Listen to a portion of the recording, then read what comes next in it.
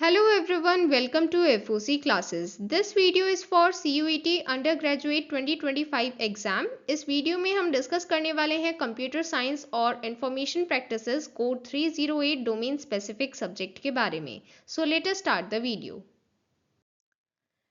Registration process already complete हो चुका है एंड यहाँ पर हम बात करने वाले हैं सिलेबस के बारे में। मींस अब हमें कैसे प्रिपरेशन करनी है अपने एग्जाम के लिए।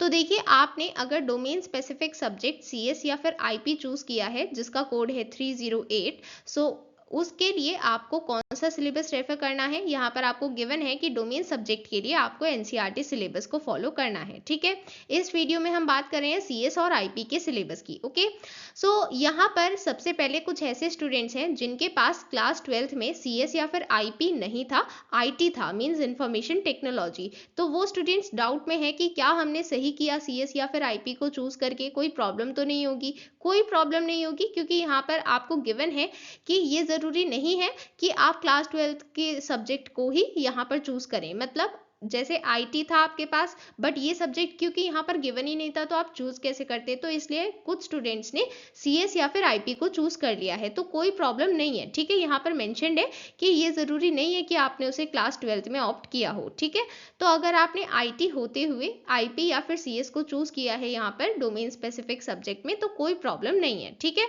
अब आपको इसके लिए प्रिपरेशन करनी है।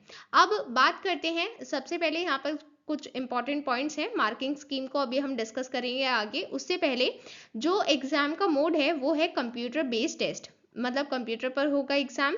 इसके बाद 50 क्वेश्चंस होंगे हर एक टेस्ट पेपर में और सभी क्वेश्चन कंपलसरी होंगे, मतलब कोई चॉइस नहीं है। ठीक है, आपके 2025 एग्जाम में काफ़ी चेंजेस हैं as compare to previous years. तो प्रीवियस ईयर्स के इंस्ट्रक्शंस को फॉलो ना करें। ठीक है, यहाँ पर ध्यान से न्यू इंस्ट्रक्शंस को फॉलो करना है। ठीक है, हर एक टेस्ट पेपर में 50 क्वेश्चंस मिलेंगे एंड सभी क्वेश्चन कंपलसरी होंगे, कोई चॉइस नहीं मिलेगी। ठीक है, और आपको जो ड्यूरेशन गिवन है हर एक टेस्ट पेपर के लिए वो है 60 मिनट्स, मतलब आपको 60 मिनट्स में 50 क्वेश्चंस करने हैं। ठीक है, और जो शिफ्ट है वो आपको गिवन होगी आपके एडमिट कार्ड में, मतलब जो भी आपने सब्जेक्ट चूज किए हैं उसके अकॉर्डिंग जो भी शिफ्ट बनाई जाएंगी, तो वो आपको कहाँ पर बताई जाएगी, जब आपका एडमिट कार्ड रिलीज होगा। ठीक है, वहां पर इंफॉर्मेशन मेंशन्ड होगी। ठीक है, तो अब हम डिस्कस करते हैं मार्किंग स्कीम।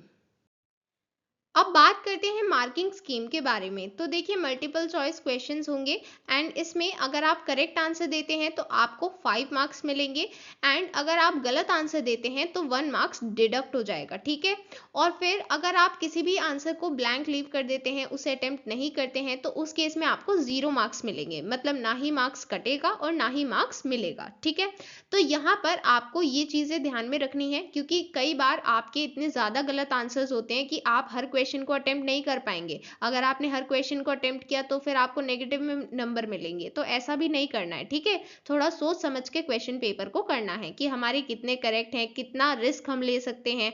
जो आंसर्स के बारे में हम श्योर नहीं है उनके बारे में हम कितना रिस्क ले सकते हैं, इसी चीज पर डिपेंड करेगा कि हम कितने क्वेश्चन अटेम्प्ट करें एंड कितने नहीं। ठीक है, क्योंकि अगर आप अटेम्प्ट नहीं करेंगे तो 0 मार्क मिलेगा, एटलीस्ट कटेगा तो नहीं। ठीक है, तो जिसके बारे में आप श्योर हैं कि आपको पता ही नहीं है तो आप उसे अटेम्प्ट ना करें, बट जिसके बारे में आपको थोड़ा कंफ्यूजन है कि ये हो सकता है but I am not sure, तो उस चीज में आपको कैलकुलेट करना होगा कि क्या मेरे इतने करेक्ट आंसर हैं कि अगर मैं एक गलत आंसर दे भी दूं जिसके लिए मेरा 1 मार्क्स कट भी जाए तो मुझे इतना ज्यादा फर्क ना पड़े। तो ये चीज आपको कैलकुलेट करनी होगी। ठीक है, इसी बेसिस पर आप अपना एग्जाम देंगे। Okay, now let us have a quick look on the syllabus for CS और IP एंड हम यहाँ पर लेटेस्ट सिलेबस को देखने वाले हैं। एंड सिलेबस को क्यों देखना है, हमें पता है कि NCERT को रेफर करना है, बट फिर भी कुछ टॉपिक्स ऐसे हैं जो हो सकता है 11th से हों एंड कुछ टॉपिक्स 12th से, तो इसलिए हमें कौन कौन से एग्जैक्ट टॉपिक्स रेफर करने हैं वो हमें यहाँ पर पता चलेगा। ठीक है, तो सबसे पहले बात करते हैं सेक्शन ए के बारे में। ये CS एंड IP दोनों के लिए है, मीन्स आपने कोई भी एक चूज किया हो बट आपको सेक्शन ए तो अटेम्प्ट करना ही है, दोनों में कॉमन है। ओके, यहाँ पर database concept, then structured query language part 1, then structured query language part 2 and then computer network. So ये सेक्शन ए का पार्ट है। ठीक है, इसके बाद सेक्शन B1 ये सिर्फ कंप्यूटर साइंस का पार्ट है। इसमें सबसे पहला चैप्टर है exception and file handling in Python, then stack, queue, searching, sorting, understanding data, database concept, structured query language, computer networks, data communication and security aspects. इतने ये चैप्टर्स, ये टॉपिक्स आपको गिवन है कंप्यूटर साइंस में। इसके बाद बात करते हैं सेक्शन B2 इन्फॉर्मेटिक्स प्रैक्टिसेस के बारे में। तो सबसे पहले यहाँ पर फर्स्ट चैप्टर है database query using SQL, then data handling using pandas part 1, then data handling using pandas part 2, then fourth plotting data, then fifth computer networks, then six societal impacts. So यहाँ पर ये सभी chapters हैं and इनके सब topics भी यहाँ पर गिवन हैं। मैं इस सिलेबस PDF को आपको टेलीग्राम पर शेयर कर दूंगी, आप वहाँ पर अपना सिलेबस देख सकते हैं, ठीक है।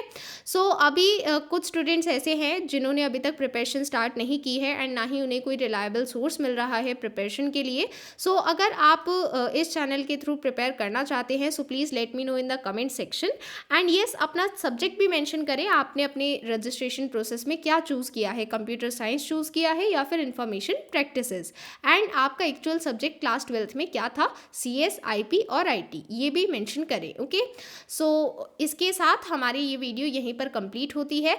बट आपको कोई भी गाइडेंस चाहिए, कोई भी फर्दर वीडियो चाहिए अपने प्रिपरेशन के लिए, so please let me know in the comment section. Okay, bye everyone.